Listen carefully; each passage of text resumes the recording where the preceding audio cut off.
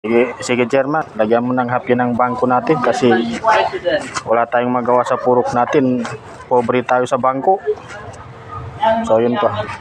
Ito talaga ang purok namin. Pobre kami talaga sa bangko dito sa may BCB4.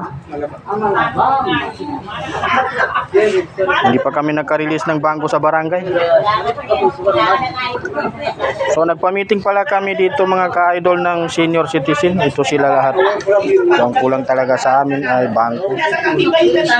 Lahat ito mga senior citizen. Puro ito legit na taga Purok ito. Labangal, General Santos City.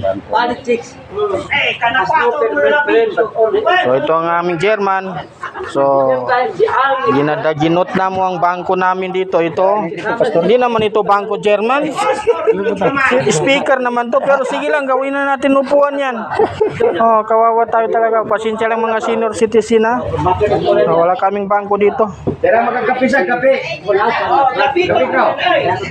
So ginagawa namin ang resolution ng aming mga senior citizen kasi hindi namin alam Hindi ko sa magkape, ganan ko ka. kung sino-sino talaga ang mga member dito o sinong legit na taga Purok. Dapat ito nakarehistro talaga ito sa barangay. Yun ang secretary ng senior citizen.